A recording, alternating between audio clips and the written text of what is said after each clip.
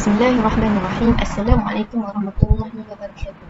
InsyaAllah pada hari ini kumpulan kami akan membentangkan tajuk faktor kekurangan ilmu dan kesannya terhadap pembahagian pusaka di Malaysia. Bismillahirrahmanirrahim. Assalamualaikum warahmatullahi wabarakatuh. Nama saya Ainur Ashidi Bidawar Suhaib, nombor metrik 054765 daripada kos Ijazah Sarjana Muda Syariah Semester 7. Okey, saya akan membentangkan slide berkenaan dengan pengenalan. Harta pusaka merupakan harta peninggalan semati yang perlu diuruskan dengan efisien dan sistematik agar urusan pembahagian harta kepada waris-waris yang berhak menerimanya dapat diuruskan dengan segera. Namun, masih ramai di kalangan masyarakat kini kurang mengambil tahu tentang ilmu berkaitan dengan harta pusaka, terutamanya dari sudut pembahagian dan pengagihan harta. Kebiasaannya, ia dilaksanakan melalui sistem pewarisan iaitu faraid. Akibat daripada itu, timbul pelbagai masalah seperti berlaku kes tuntutan bertindih, harta dibiarkan tanpa diurus, berlaku kes pemilikan barang ramai dan sebagainya. Oleh itu, menjadi suatu tanggungjawab kita sebagai orang Islam untuk mempelajari dan mengetahui kepentingan ilmu faraid ke atas diri sendiri, ahli keluarga serta saudara Muslim yang lain. Okey, seterusnya ialah konsep ilmu faraid. Ilmu faraid ialah suatu kaedah daripada fiqh dan hisab yang dapat diketahui orang yang berhak terhadap harta pusaka dan bahagian mereka masing-masing. Perkataan faraid bermaksud kadar bahagian yang ditetapkan kepada waris-waris mengikut hukum syarak. Harta pusaka dalam bahasa Arab disebut sebagai tarikah yang diambil daripada kata dasarnya taroka, yang bermaksud meninggalkan sesuatu, seperti si mati meninggalkan harta peninggalannya kepada waris-warisnya. Rujukan Matba'ah Al-Mawsu'iyah Al-Fiqhiyah 1988. Dalil pensyariatannya berdasarkan surah An-Nisa ayat 11. Baiklah, kepentingan mempelajari ilmu faraid. Yang pertama, mengenali pasti sama ada seseorang itu waris atau bukan waris. Yang kedua, mengenali pasti bahagian setiap waris yang berhak menerimanya. Yang ketiga, perkiraan bahagian harta setiap ahli waris. Yang keempat, mengelak perselisihan faham atau pertelingkahan di kalangan waris. Dan yang kelima, melahirkan sikap disiplin di kalangan ahli waris dalam pengurusan harta pusaka. Bismillahirrahmanirrahim. Assalamualaikum warahmatullahi wabarakatuh. Nama saya Fathmatul Naimah binti Muhammad, nombor metrik 056960. Baiklah, pertentangan saya pada kali ini adalah mengenai faktor kekurangan dan ilmu pembahagian pusaka di Malaysia. Okey, saya akan mengemukakan 3 faktor-faktor tersebut. Okey, yang pertama adalah tahap kesedaran yang sangat rendah dalam setiap individu. Yang kedua, masyarakat menganggap bahawa ilmu faraid ini hanya penting sewaktu wujudnya kematian. Okey, yang ketiga ialah mengetahui kepentingan ilmu faraid ini, namun masyarakat pada hari ini melepaskan tanggungjawab tersebut kepada pihak yang lain. Okey, baiklah, kita akan pergi kepada faktor yang pertama, iaitu tahap kesedaran yang rendah dalam setiap individu. Kebanyakan masyarakat pada hari ini tidak meminati untuk mempelajari ilmu faraid ini kerana mereka beranggapan bahawa ilmu ini adalah tidak penting berbanding dengan ilmu-ilmu yang lain. Hal ini kerana ilmu-ilmu yang lain kita melihat dapat kita perbaharui dalam atau digunakan dalam kehidupan seharian. Namun ilmu faraid ini tidak nampak dengan mata kasar kegunaannya pada harian. Jadi mereka menganggap ilmu ini adalah tidak penting, dan disebabkan tidak pentingnya ilmu ini dalam individu masyarakat pada hari ini menyebabkan ilmu faraid ini akan hilang setelah kematiannya para ulama, guru agama, ustaz-ustazah dan juga orang yang mahir kepada bidang ini. Okey, kita akan pergi kepada faktor yang ketiga, iaitu masyarakat menganggap bahawa ilmu faraid ini hanyalah penting ketika berlakunya kematian sahaja. Okey, seperti yang kita tahu, masyarakat pada hari ini hanya mengambil tahu pembahagian ilmu harta pusaka ini sekiranya berlaku kematian terhadap ahli keluarganya yang terdekat. Namun ilmu ini tidak mampu dipelajari dalam waktu yang sangat singkat, di mana proses-proses pembahagian harta pusaka ini akan menjadi lambat kerana ilmu ini agak sukar dan tidak boleh difahami dalam waktu yang singkat. Yang ketiga, faktor yang terakhir yang saya akan bentangkan adalah masyarakat pada hari ini mengetahui kepentingan ilmu al-faraid ini namun melepaskan tanggungjawab tersebut kepada orang lain. Okey, contohnya seperti mereka mengetahui bahawa ada pihak lain yang lebih arif mengenai ilmu faraid ini. Jadi masyarakat pada hari ini tidak ingin untuk mempelajari ilmu ini kerana merasakan ada lagi orang lain yang lebih mengetahui ilmu ini. Sekiranya semua beranggapan seperti ini, maka tidak adalah orang yang arif terhadap ilmu faraid ini. Nah, okey, seterusnya, setiap ahli keluarga waris perlulah mengetahui ilmu faraid ini bagi mengelakkan perselisihan antara waris-waris yang ada bagi memulakan proses pembahagian harta pusaka ini. Namun, sekiranya berlakunya tidak ambil bertanggungjawab ini, maka tiada yang akan mengetahuilah mengenai kepentingan ilmu faraid ini. Jadi mereka tidak akan ada ilmu tentang ilmu faraid ini. Baiklah, insyaAllah kali ini saya akan membentangkan mengenai kesan terhadap pembahagian harta pusaka di Malaysia. Saya Wan Aminah binti Muhammad, nombor matrik 054567. Baiklah, kesan yang pertama adalah wujudnya pertelingkahan antara ahli waris, di mana apabila ahli waris tidak mempunyai ilmu mengenai pengurusan dan pembahagian harta pusaka ini, boleh menjadi mereka akan merasa pembahagian harta pusaka yang dilakukan adalah tidak adil bagi mereka dan menimbulkan salah faham serta tidak puas hati terhadap ahli-ahli waris yang lain, dan akhirnya menimbulkan pergaduhan antara ahli waris.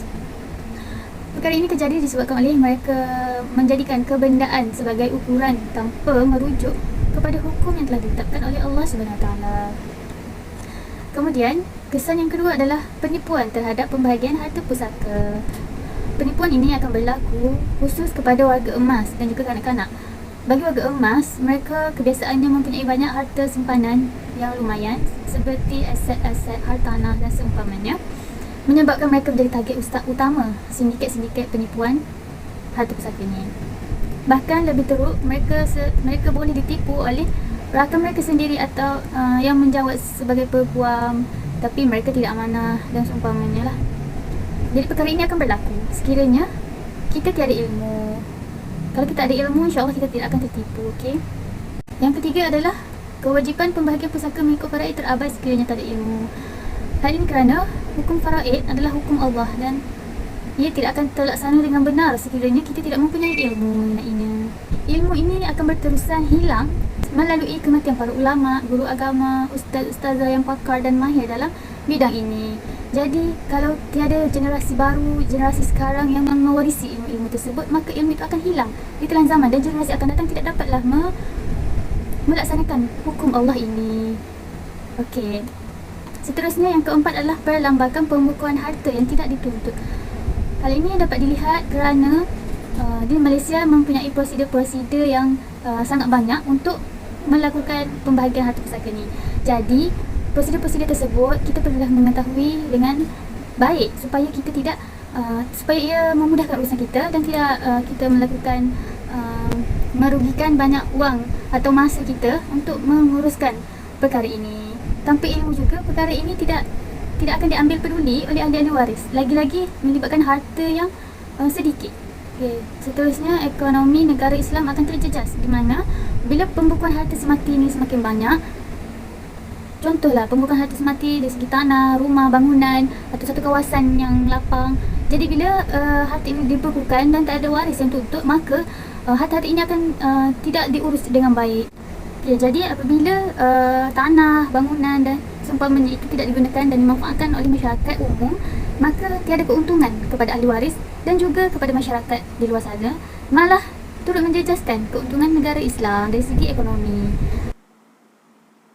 Baiklah, kita tengok daripada hadis Nabi Muhammad SAW mengenai perkara ini, yang bermaksud Rasulullah SAW bersabda, belajarlah Al-Quran dan ajarkan olehmu kepada manusia, belajarlah ilmu faraid dan ajarkanlah tentang faraid itu, kerana sesungguhnya aku akan mati sedang ilmu juga akan diangkat. Khawatir berselisih dua saudara mengenai warisan, dan bagi waris lalu kedua-duanya tidak mendapatkan orang yang dapat menjelaskannya. Okey, kat sini Nabi risau kalaulah ilmu ini tidak dipelajari dan tidak diajarkan kepada orang yang lain, maka Nabi risau ilmu ini akan hilang, sebagaimana telah saya terangkan tadi. Kita lihat pula kepada firman Allah dalam surah Muhammad ayat 7, ya ayyuhallazina amanu in tansurullah yansurkum wa yuthabbit aqdamakum. Maksudnya, wahai orang-orang yang beriman, jika kamu menolong agama Allah, nescaya Dia akan menolongmu dan meneguhkan kedudukanmu. Daripada surah Muhammad ayat 7 ini kita dapat lihat bahawa jika kita mempelajari ilmu faraid ini dan menyebarkan kepada orang lain, generasi-generasi akan datang dapat mengambil manfaat daripadanya, maka hukum Allah terjaga. Maka bila kita menjaga agama Allah, Allah akan menjaga kita. Wallahu a'lam ini. Bismillahirrahmanirrahim. Assalamualaikum warahmatullahi taala wabarakatuh. Saya Nurul Ain binti Muhammad Razani, nombor matrik 056399. Okey, saya akan menyambung slide seterusnya berkaitan dengan sorotan literature. Okey, terdapat pelbagai isu yang tercetus berkaitan harta pusaka sehingga menjadi harta yang tidak dituntut oleh waris-waris di agensi-agensi yang menguruskan pentadbiran berkaitan harta. Menurut kajian lepas hasil karangan Fadlin bin Roslan yang bertajuk Pentadbiran Harta Pusaka dan Implikasi Negatif Harta yang tidak dituntut, antaranya ialah terjadinya harta beku akibat daripada tidak dituntut oleh waris. Harta beku ialah harta seseorang yang masih tertahan daripada sebarang transaksi ataupun urusan pengagihan kepada waris selepas kematian pemilik harta sebelum proses pentadbiran diproses dengan sempurna. Seterusnya, Muhammad Zamrur 2016 mengatakan berkaitan faktor utama terjadinya masalah harta pusaka yang tidak dituntut atau berlakunya beku terhadap harta-harta waris kerana sikap waris-waris seperti berlaku pertelagahan dalam kalangan ahli waris, kejahilan undang-undang ataupun ilmu mengenai pembahagian harta pusaka dan tidak memahami hukum faraid dan lain-lain lagi. Okey, seterusnya menurut kajian lepas Rusna Dewi Abdul Rashid yang bertajuk Masalah Kegagalan dan Kelewatan Pengagihan Harta Pusaka di Malaysia menyatakan antara faktor yang menjadi penyumbang kepada pengabaian terhadap harta pusaka peninggalan adalah kerana kejahilan masyarakat dan waris berkaitan pembahagian harta pusaka dan bersikap tidak prihatin. Selain itu, menurut Abdullah bin Muhammad 2006 berkaitan dengan sikap masyarakat yang menyerahkan tugas ini kepada anak sulung semata-mata yang didakwa mempunyai tanggungjawab untuk membuat permohonan. Adapun pandangan serong masyarakat yang berfikiran bahawa tidak wajar untuk mempercepatkan pembahagian harta bagi mengelakkan disalah tafsir sebagai tidak menghormati pemilik harta yang baru sahaja menghembuskan nafas terakhir di dunia serta menyekat proses pembahagian harta pusaka dengan segera. Baiklah, seterusnya cadangan. Yang pertama, memahami konsep perancangan pengagihan harta yang meluas seperti hibah, wasiat dan juga faraid. Menurut kajian Rusna Dewi Abdul Rashid menyatakan dalam melanjutkan kelangsungan hidup ini, perancangan pengagihan harta amat penting dan semestinya diberikan penekanan kepada setiap masyarakat. Amalan ini dinamakan sebagai perancangan pengurusan harta, bukan hanya sekadar mengumpul harta, mengurus harta, membangunkan dan melindungi harta semata-mata. Malah, perlulah dipastikan dapat diwarisi dengan sebaiknya tanpa menimbulkan kesulitan dan kesusahan kepada waris yang layak menerimanya. Oleh itu, memandangkan pengagihan secara faraid boleh mendatangkan kerumitan bagi waris-waris tertentu, maka persediaan merancang pengagihan harta semasa hidup melalui konsep hibah dan wasiat perlulah diamalkan. Seterusnya, menerapkan silibus tentang kefahaman dan kepentingan perancangan pengagihan harta ke dalam silibus sekolah menengah. Seterusnya, bagi memberikan kesedaran yang berkaitan dengan kepentingan ilmu pembahagian harta yang sangat penting bagi masyarakat untuk diambil berat mengenainya, tidak kiralah yang berkaitan dengan faraid, hibah, harta pusaka dan sebagainya, perlulah diterapkan daripada sekolah lagi, terutamanya sekolah menengah. Contohnya, memasukkan subjek berkaitan ilmu harta pusaka tersebut dalam silibus sejak dari sekolah lagi. Hal ini bertujuan untuk memberikan pendedahan awal kepada kanak-kanak ataupun remaja lagi berkaitan ilmu pembahagian pusaka supaya lebih jelas dan faham berkaitan ilmu kehidupan tersebut. Seterusnya, dapat mempraktikkan amalan ilmu yang diberikan kepada masyarakat yang lebih umum. Dan yang terakhir, agensi-agensi perlulah memainkan peranan dalam menangani masalah perkelahian antara waris. Okey, menurut Ainan Husna Muhammad Saifullah yang bertajuk Isu-isu berbangkit dalam pengurusan harta pusaka ringkas secara berwasiat dan tidak berwasiat di Amanah Raya Berhad ARB berkaitan pertelingkahan ataupun pertikaian sesama waris merupakan salah satu isu yang wujud dalam permasalahan pengurusan harta pusaka. Punca pertelingkahan antar waris mungkin wujud sebelum berlakunya kematian dan berlarutan, di mana apabila berlakunya kematian, waris-waris yang bertelingkah masih tidak mahu memperbaiki hubungan mereka. Oleh itu, perlulah kepada agensi kaunseling terutamanya turut bermain peranan untuk mendamaikan pertelingkahan berlaku antara sesama waris dan perlu meleraikan perbalahan mereka dan membahagikan harta pusaka mengikut kadar dan hak masing-masing. Wallahu a'lam. Assalamualaikum warahmatullahi taala wabarakatuh. Kesimpulan daripada pembentangan kami ialah secara dasarnya pengurusan harta pusaka orang Islam di Malaysia merupakan satu proses yang kompleks yang mana ia melibatkan pelbagai faktor. Oleh itu, wajarlah kita sebagai orang Islam untuk mempelajari ilmu berkaitan harta pusaka, khususnya terhadap pembahagian harta pusaka. Berdasarkan analisis yang dijalankan, mendapati bahawa faktor dominan berlaku permasalahan berkaitan pembahagian harta pusaka adalah disebabkan kurangnya ilmu pengetahuan dan kefahaman masyarakat terhadap amalan pembahagian harta pusaka yang salah satu menjadi punca peningkatan harta pusaka itu. Situasi ini terjadi disebabkan kebanyakan mereka tidak memahami pembahagian faraid dan telah menyempitkan pemakaian hukum tersebut. Ini telah memberi kesan terhadap pelaksanaannya sehingga menjadi rumit dan memakan masa yang lama untuk diselesaikan. Sekian itu sahaja perbentangan daripada kumpulan kami berkaitan tajuk faktor kekurangan ilmu dan kesannya terhadap pembahagian pusaka di Malaysia. Wabillahi taufiq wal hidayah. Wassalamualaikum warahmatullahi wabarakatuh.